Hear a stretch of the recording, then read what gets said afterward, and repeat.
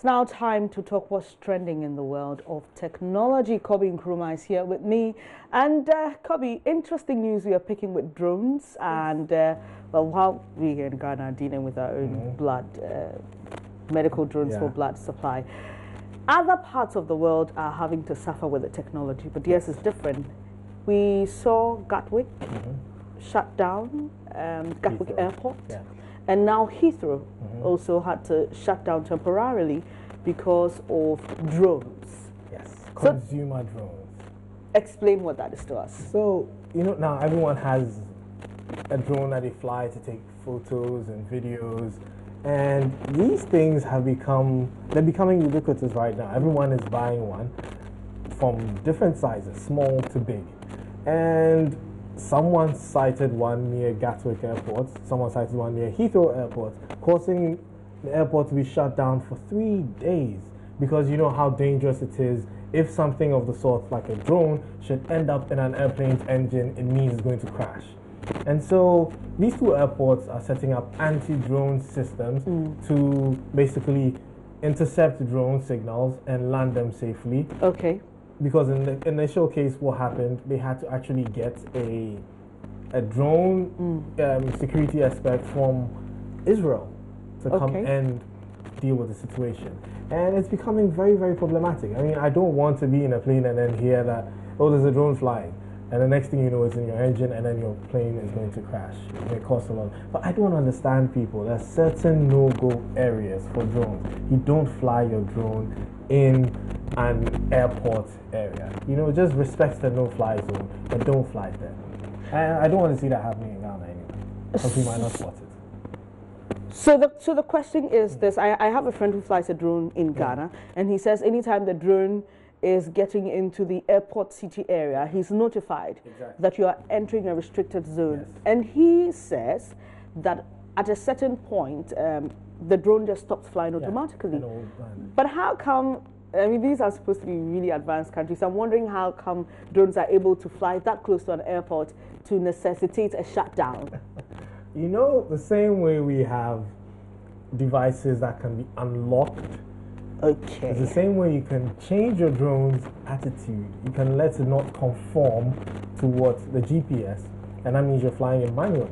So in certain cases like that, the drone doesn't even know that it is entering a no-fly zone. You are the pilot and you know that you are entering a no-fly zone. So in a case like that, the person probably just overrode the commands that have been programmed into the drone, did not use the GPS, and by so doing ended up in the airport.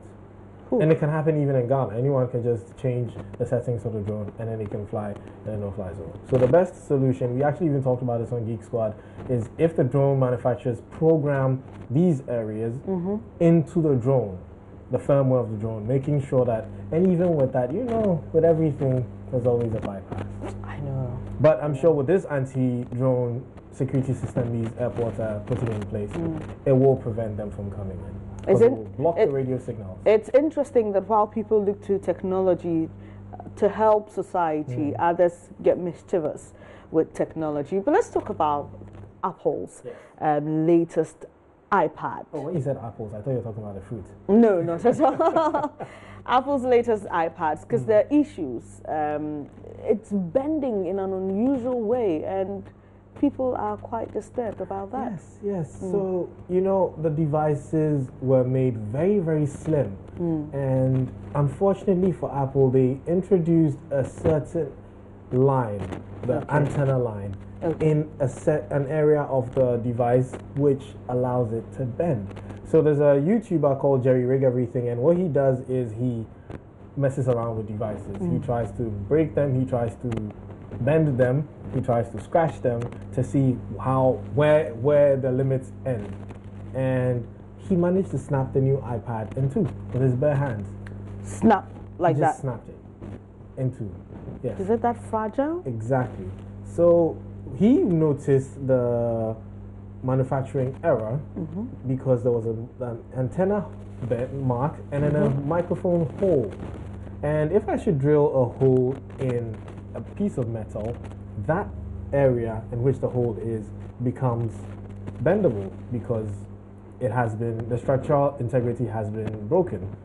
And that's what happened with Apple. But unfortunately well, I shouldn't say unfortunately, Apple is claiming that this is normal and it is no cause for worry. But people are saying that they're opening their boxes and they're finding out that their iPads are bent. But Apple is saying, it's nothing. Don't worry. It really is nothing. How does that work? Anyway, thank you very much, Kobe, for our tech news today. We definitely will bring you more. And this year, there's a lot coming from Kobe. You'd see him a lot more, doing a lot more things. But in business, coming up shortly, government could return to the fund for support if it fails to manage expenditure and on ECG's takeover. The contract with new owners Meralco could be abrogated if they fail to deliver. Darrell is next with business.